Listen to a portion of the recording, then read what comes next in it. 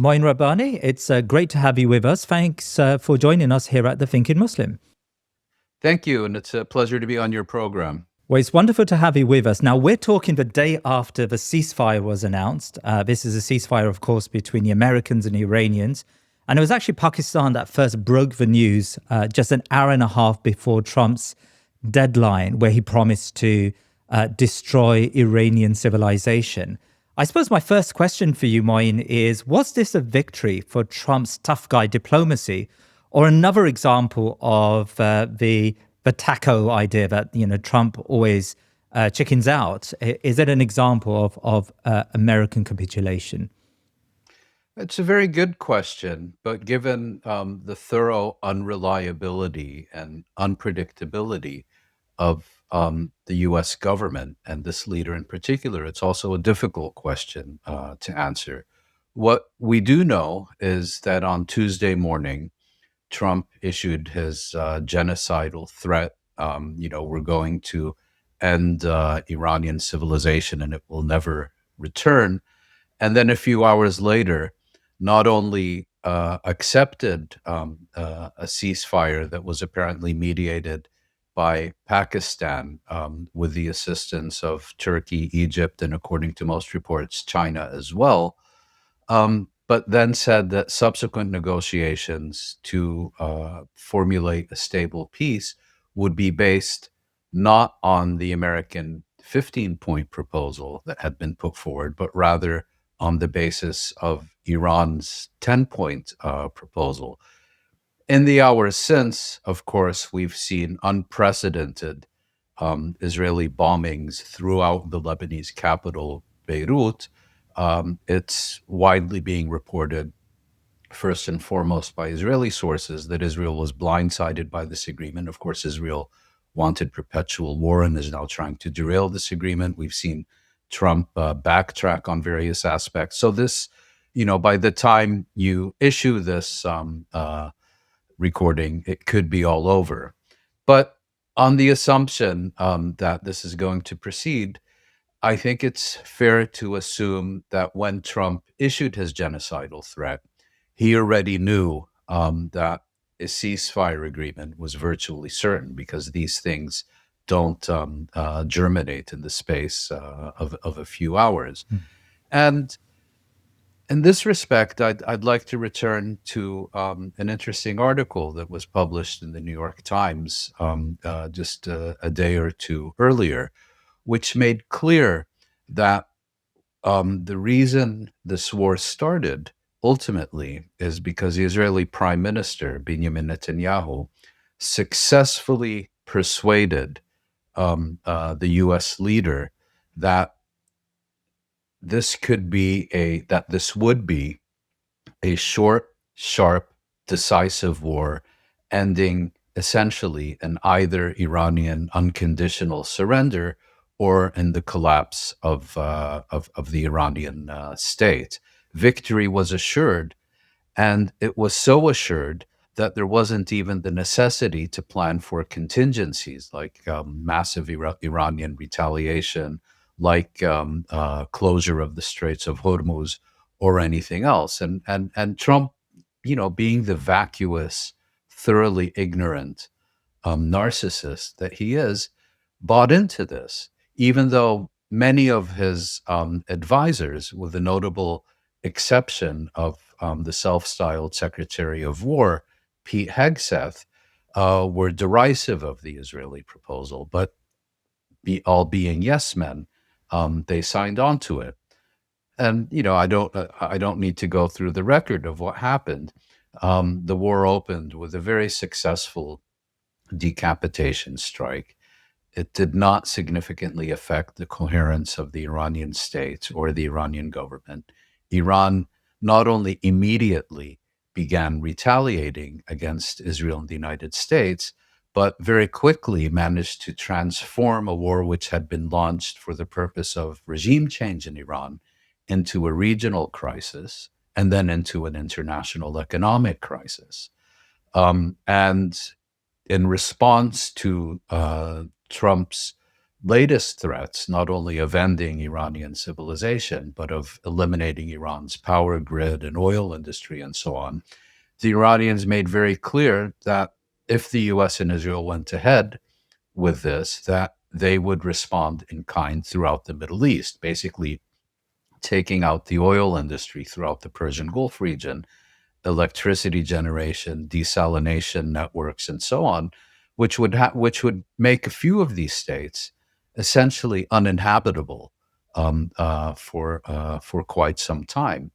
There are midterm elections in the United States this year. I don't think that was a primary consideration, but I think it was a consideration. Trump looked at, he had been sold um, an exceptionally satisfying quickie, and ended up in a very complicated relationship, to put it crudely, and basically decided that there was not more to be gained, that none of the objectives to which he had agreed to were going to be achieved unless the United States invested massive additional resources. And even then, it was questionable that they could be achieved, and essentially decided to walk away with this. Again, we're also dealing with someone with a fairly limited attention span. He's now going on to the next thing. Will this ceasefire survive? Yeah. Will it result in a permanent cessation of hostilities? Those are all open questions. We've seen Israel today doing everything possible that it can to sabotage this agreement, but ultimately, Israel will do as it's told. Israel will do as it's told. So do you feel that because there's a vagueness in this agreement which enabled Israel today to continue, in fact, to increase its bombing campaign in South Lebanon and Beirut? I think there've been over 100 Yes, separate with attacks hundreds of casualties. and very many casualties. That's right, and hospitals are being inundated Yes. with injuries as we speak. I mean, what accounts for the vagueness of this agreement? The Pakistani Prime Minister Shahbaz Sharif said that that Lebanon was part of the agreement, but Netanyahu, after a call, I think, with Donald Trump last night, was convinced that Lebanon is not part of the agreement, and he wants to continue, ostensibly at least, to rout the Hezbollah from southern Lebanon. I mean, how do you account for that disparity between the two sides?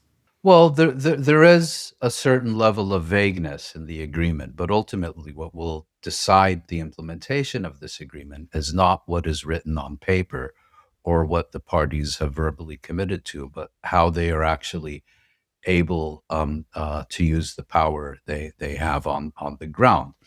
Particularly now, it's always the case, but particularly now, there is nothing that Israel does that can be interpreted as anything other than Israel acting with U.S. authorization. So these massive bombings of Lebanon today would not have taken place if Washington had informed its Israeli proxy, there is now a ceasefire. It includes Lebanon, and you are to conduct no more military actions in Lebanon. Israel rightly believed that it at least had a limited room for maneuver to test the integrity of this agreement and to conduct this murderous rampage in Lebanon. Now, um, as you may recall, this war ultimately became about the fate of the Strait of Hormuz, um, a strait that was open to all international shipping on February 28th, but is now basically at the mercy of Iran. These bombings in Lebanon took place.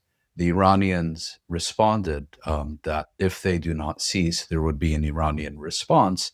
And according to the latest reports we have, Iran has now responded not by sending additional ballistic missiles to Israel, but by hitting the Americans where it hurts, by apparently denying a number of ships passage through the Strait of Hormuz. So it's there these Iranians understand very clearly that Israel is first, foremost, and ultimately a U.S. proxy, rather than an independent actor in this. And so they are seeking to control Israeli behavior through their leverage over the Americans.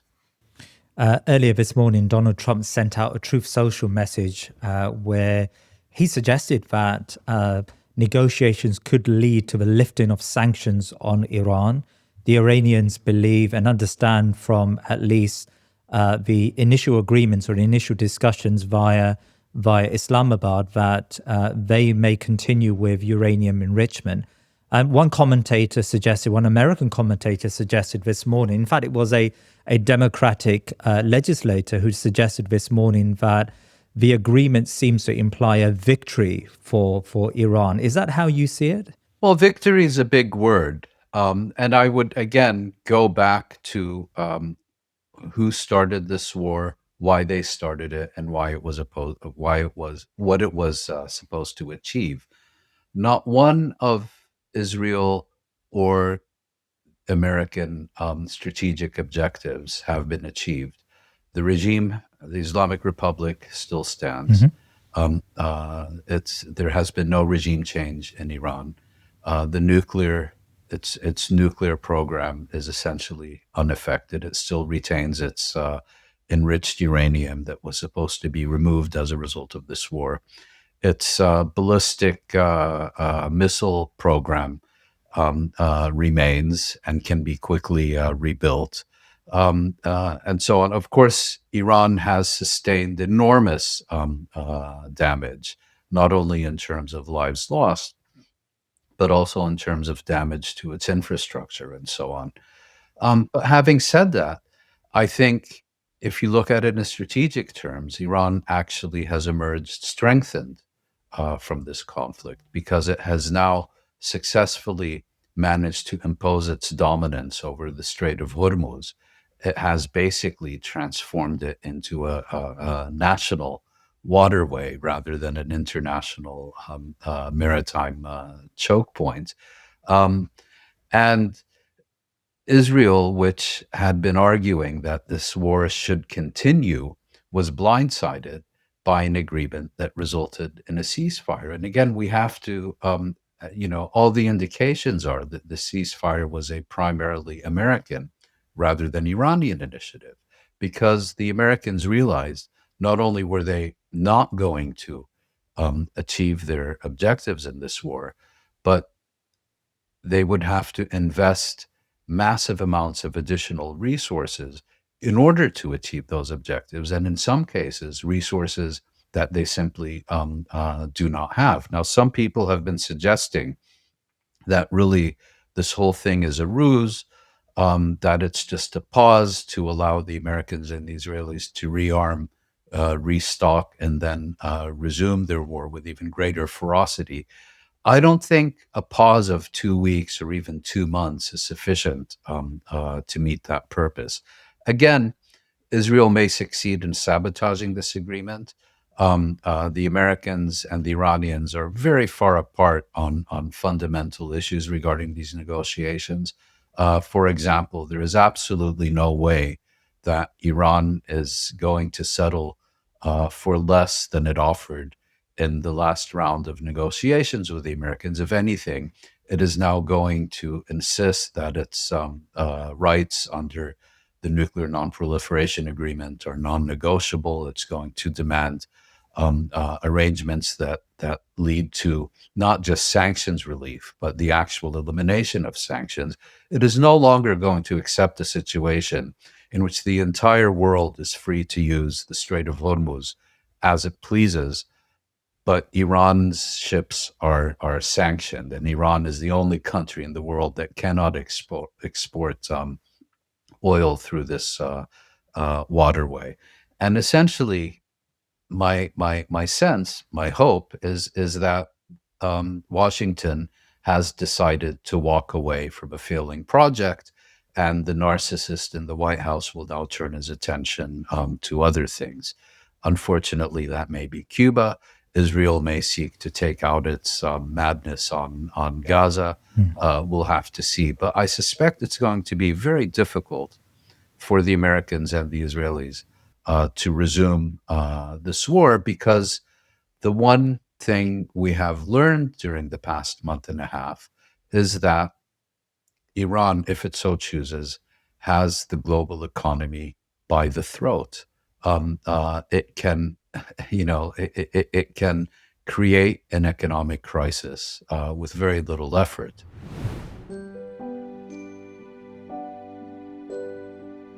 In Wajir, Kenya, pregnancy should be a time of hope. Instead, too many mothers face risk. Here, drought, food insecurity, and limited access to healthcare have created one of the most challenging maternal health environments in the country. Nearly 8 out of 10 women lack adequate nutrition, and maternal mortality remains among the highest in the country. For many mothers, something as simple as nutritious food can mean the difference between life and loss. This Ramadan, join us in saving mothers' lives, support nutrition programs, expand maternal health care, and help ensure that every mother in Wajir has the chance not just to give life, but to live. Support mamas and babies with Beit al-Mal. Turn your compassion into hope.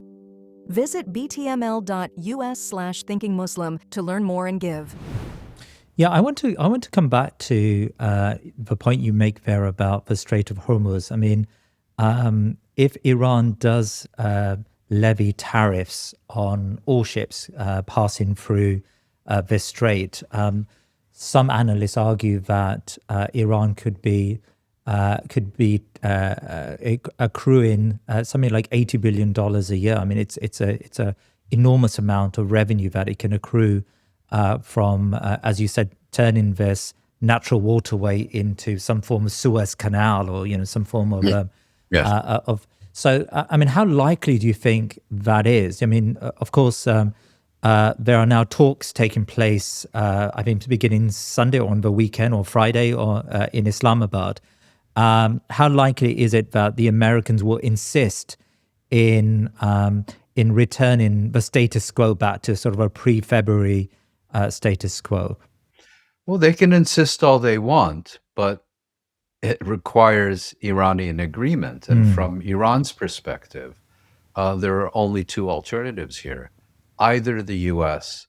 pays Iran compensation for this unprovoked war of aggression and all the damage that it's caused and the lives lost, or it accepts an arrangement whereby Iran, in cooperation with Oman, on the other coast of the Strait of Hormuz, began to charge tolls for ships that pass through. And Iran's proposal explicitly said that this toll arrangement would replace any demands for reparations from the Americans. So that may well be something that appeals to the Americans. Now, it's not going to be very satisfactory to the other Gulf states, but we have already seen Washington repeatedly throw them under the bus and sacrifice their interests and potentially their very existence on the altar of Zionism and Israel. So I wouldn't expect that to be particularly much of a factor in U.S. calculations either. Mouin, there's a lot of bluster coming out of Truth Social and out of Donald Trump at the moment. Isn't there always? There always is. That's right.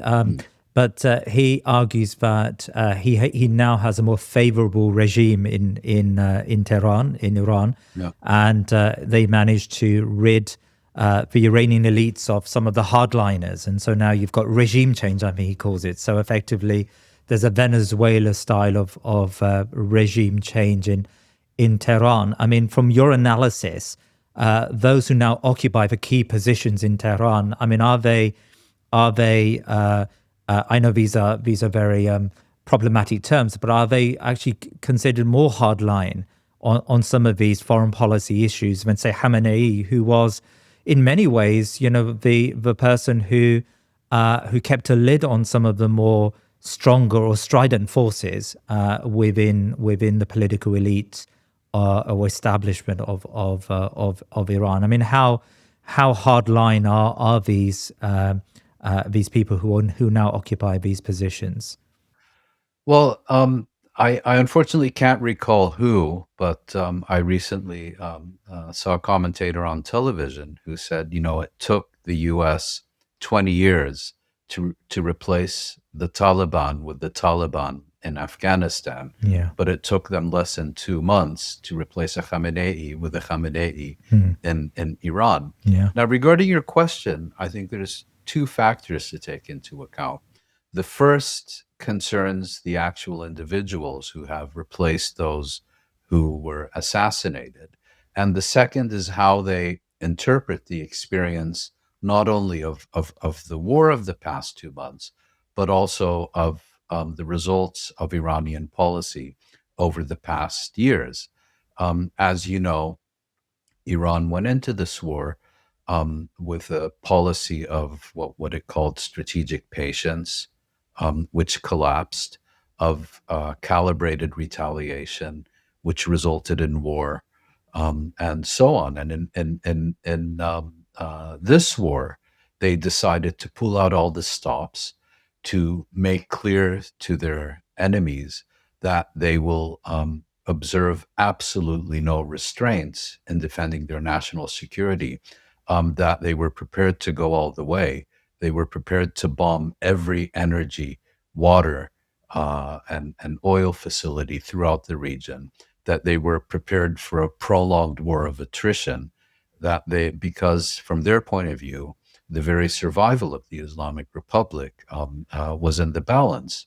Well, and the result is that through these measures, they have achieved more in terms of sanctions relief and so on than they did in decades of negotiation. I mean, even the 2015 Iran nuclear agreement essentially gave Iran nothing in terms of sanctions relief, because the US and the Europeans kept playing all kinds of games. So, irrespective of who has replaced who, I think the current Iranian leadership will have learned the lesson, will have taken the lesson that it is only through these resolute shows of force, of strength, if you will, that they are able to promote their own interests. Now, the other observation that's being made by people who understand Iran and its politics much better than I ever will is that the removal of Khamenei basically also removed that he was the last man standing against the weaponization of Iran's nuclear program. And that his fatwa, in essence, died with them. And that the new leadership may feel, is likely to feel, that it now needs to go all the way and develop the ultimate deterrent. Secondly, that the leadership of the Islamic Revolutionary Guard Corps is now in much greater command than the clerics. But against that, I would argue that Iran's control over the Strait of Hormuz has given it a weapon that is more valuable than any nuclear arsenal ever will be, because a nuclear bomb is kind of a theoretical deterrent. But if we look at what happened today, Israel bombs Lebanon. Iran responds by denying passage through the Strait of Hormuz. If that leads to a U.S. order to the Israelis to stop, they have the ultimate deterrent sitting just off their coast. Now, Mouin, can I ask you about the Gulf states? I mean, if there is a net loser, or are net losers from this conflict, it's probably the Gulf states, who feel probably today far more vulnerable than they've ever felt over the last few decades. I mean, countries like the Emirates and Qatar have made their name on the stability that they were promised foreigners and promised foreign investment in a region which has historically been pretty unstable.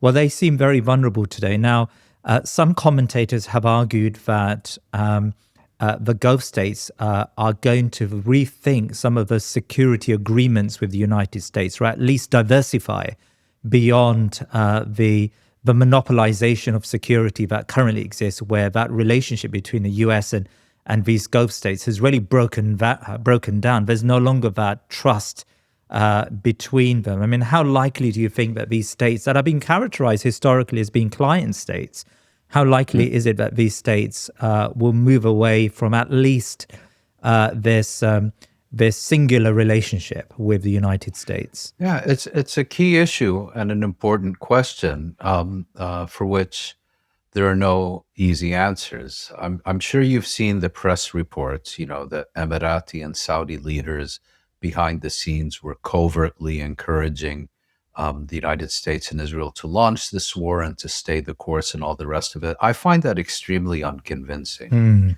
Um, Yeah.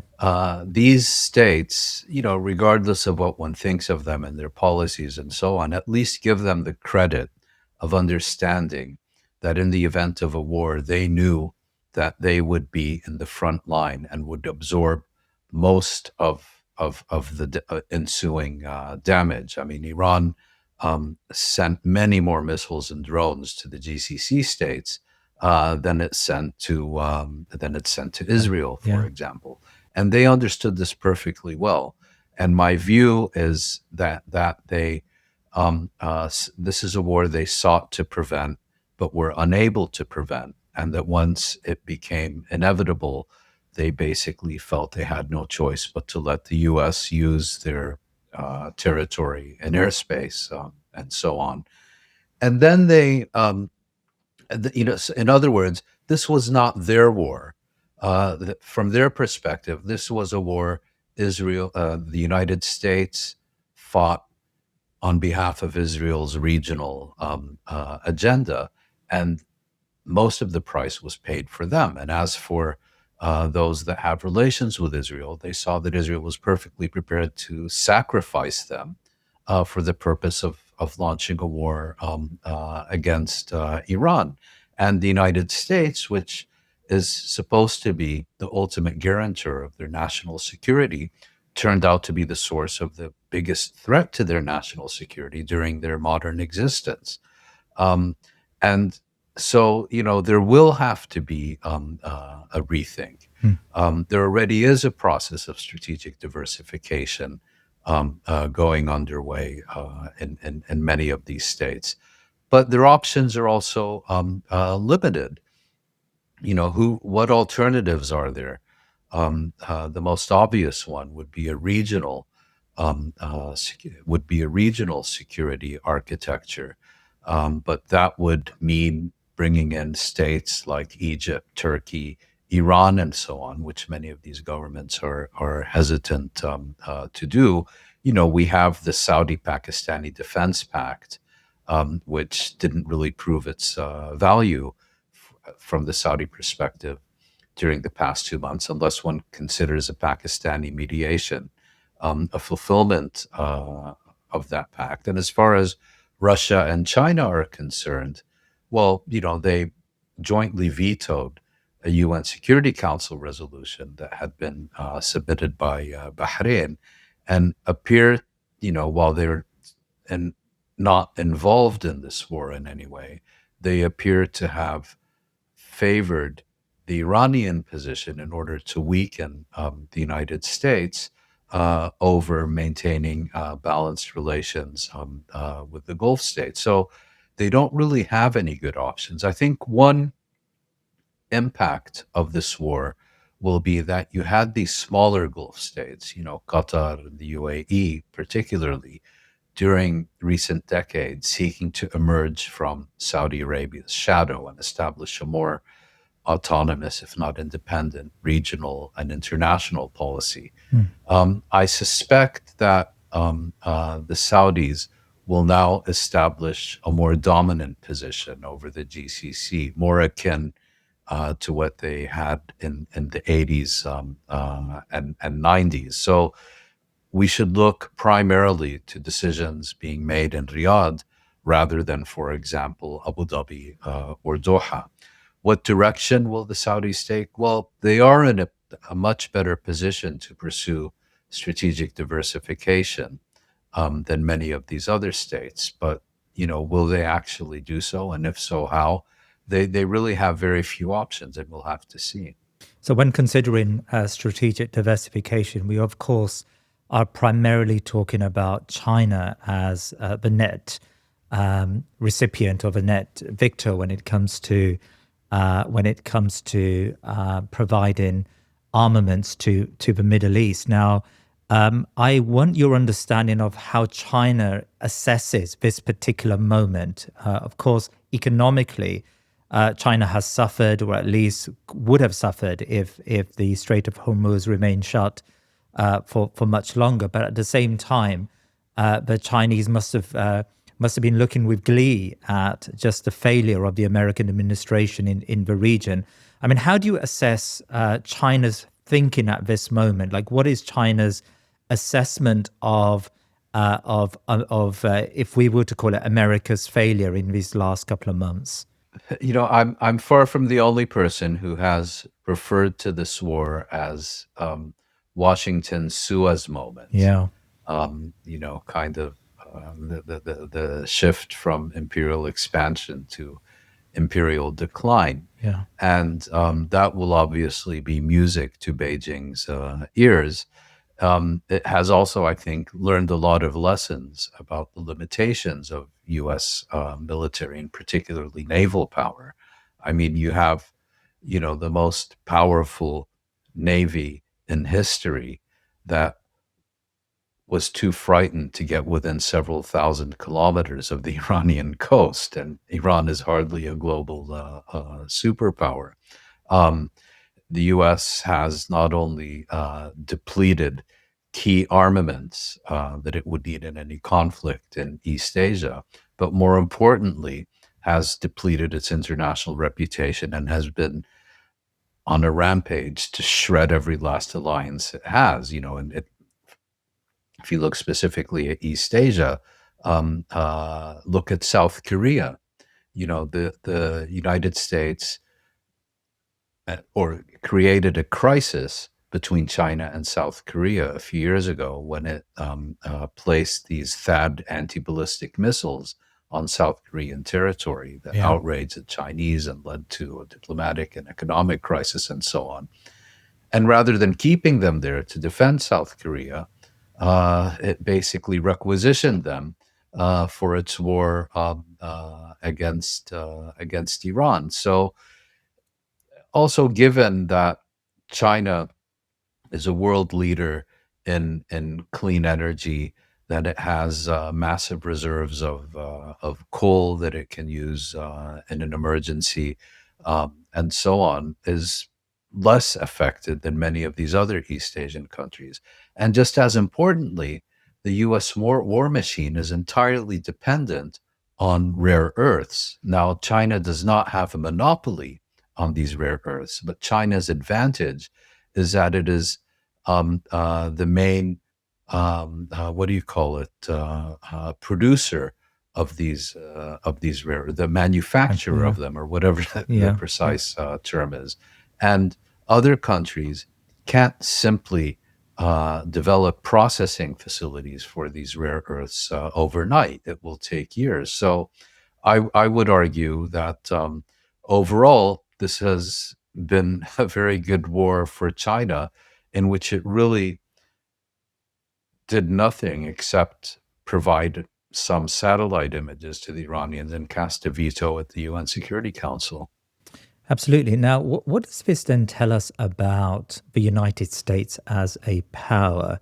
There are some who argue, especially in Washington, who argue that the problem at this moment is they have a narcissist in the White House. It's really a problem at the door of Donald Trump. If only Donald Trump were to leave the White House and a more sensible centrist or a sensible more orthodox in foreign policy administration came into office, then things will be back to normal. Do you think that there is something deeper, structurally deeper, to observe about the trajectory now of the American establishment and what America is in the world?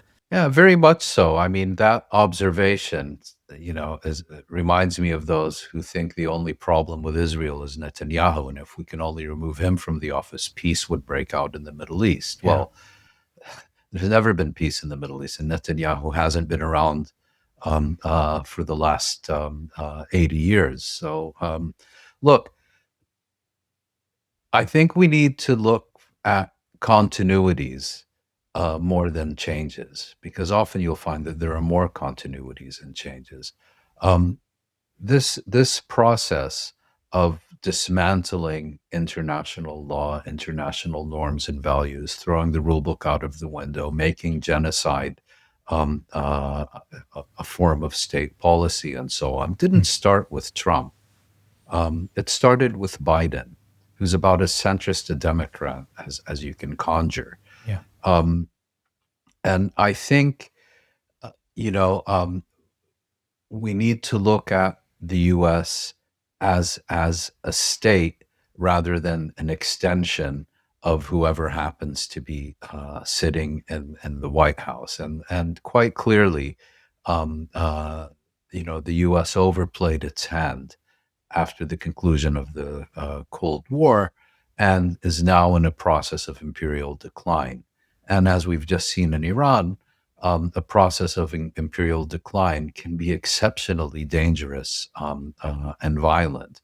And I suspect we haven't seen the last of it in Iran. And the real danger is that you will see Trump replaced by someone who is more rational and more intelligent and will conclude, well, the problem with the Iran war wasn't the war itself or the objectives we sought to achieve, but the lunatic in the White House. And now that I'm here, we can do all of this properly.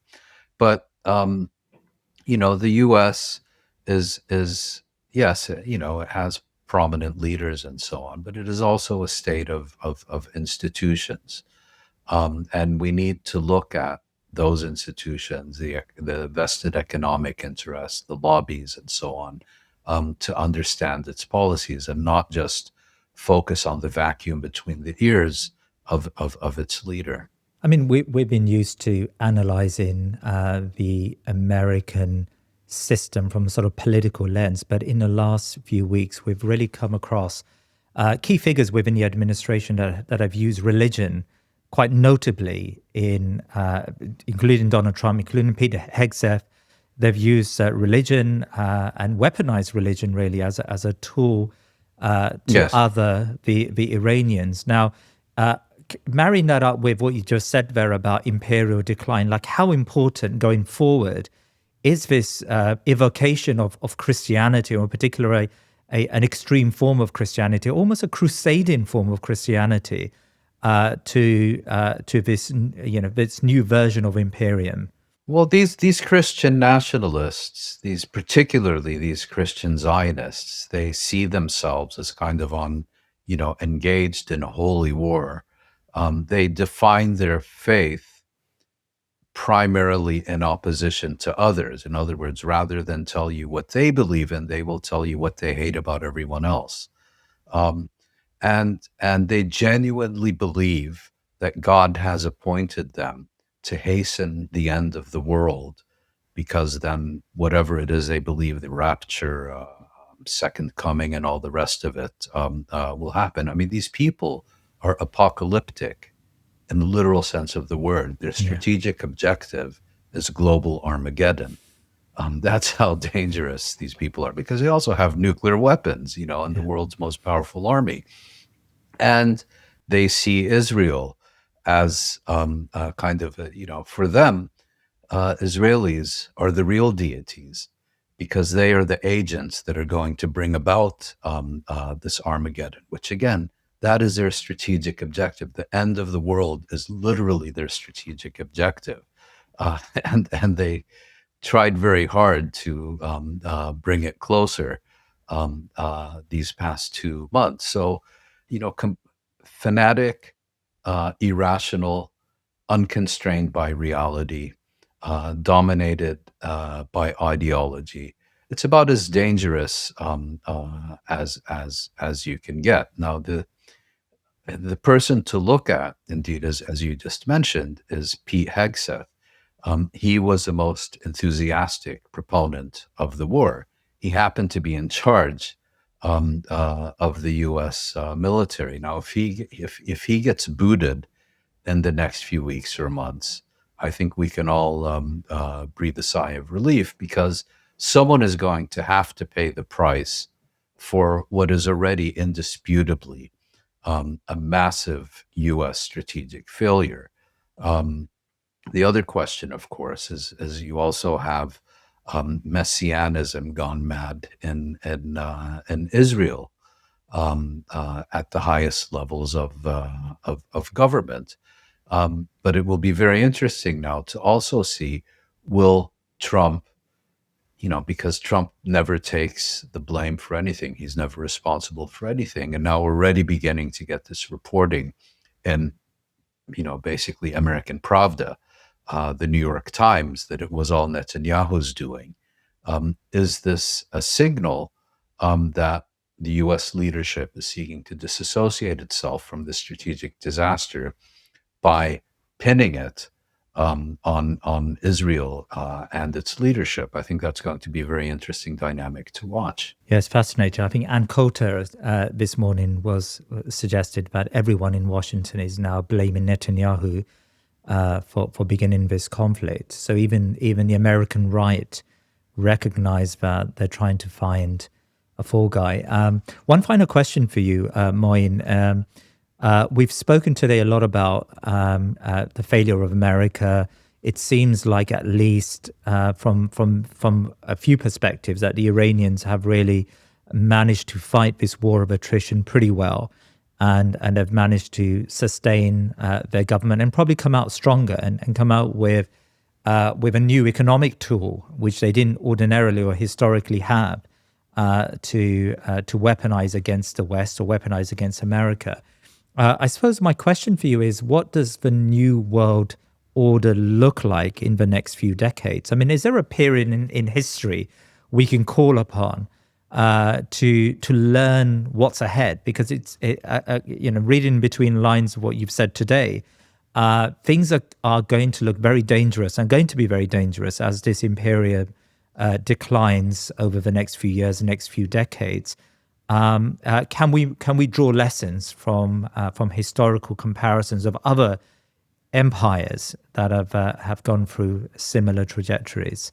It's a very good question, and given my limited understanding of world history and global empires, I'm inclined to take a pass. I will say we are now in a very unstable situation where the old order is disintegrating, or rather being actively shredded, and there is not yet anything new to replace it. As Gramsci famously said, now is the time of monsters. The old is dying and the new has yet to be born. Some people are comparing this period to the interwar period in Europe, in other words, a period between 1918 and 1939. Unfortunately, I do think there are some valid comparisons to be made there, and I shudder to think about the consequences. I mean, just getting back to nationalist and religious fanaticism, you look at the very organized anti-Muslim campaigns being waged. It's not about Islam. It's about Muslims. It's about people, not a religion. Let's be very clear about that. And it's focused, not on Pakistan or Somalia or Algeria. Its primary focus is the Muslim population in the West, regardless of whether these people are devout or atheists or whatever. They are identified by the faith they were born into. And there is an organized campaign to whip up hysteria against them and present them as an existential threat to the very existence of the West. It's essentially indistinguishable from the campaigns against Jews who immigrated and fled persecution in Eastern Europe and came to Central Europe and Western Europe during the late 19th and early 20th century. In many cases, it is precisely the same tropes and fears and so on that are being mobilized, and of course Christian Zionists have been very much, and Israel flunkies, Zionists have been very much in the forefront of this campaign, often using openly genocidal rhetoric. They stopping at nothing to promote bigotry and hate against an entire group of people, and already calling openly for their elimination. Now their prescription is mass deportation, take away their citizenship, send them away, and so on. But I fear that it could get very much uglier. Well, on that note, thank you so much, Mouin Rabbani, for joining us today, especially at such short notice. It's really been a pleasure to hear your reflections. Thank you so much. Thank you. It was a pleasure. Assalamu alaikum. Now, you've reached the end of this show, and the fact that you've stayed until the very end tells me that you truly believe in our work. Please consider making a one-off donation or becoming a member by visiting thinkingmuslim.com/membership. Now, your contributions give you exclusive behind-the-scenes access and the ability to ask questions to our guests, and monthly calls with myself, my team, and our guests like Sami Hamdi. Jazakallah khair, and keep us in your du'as.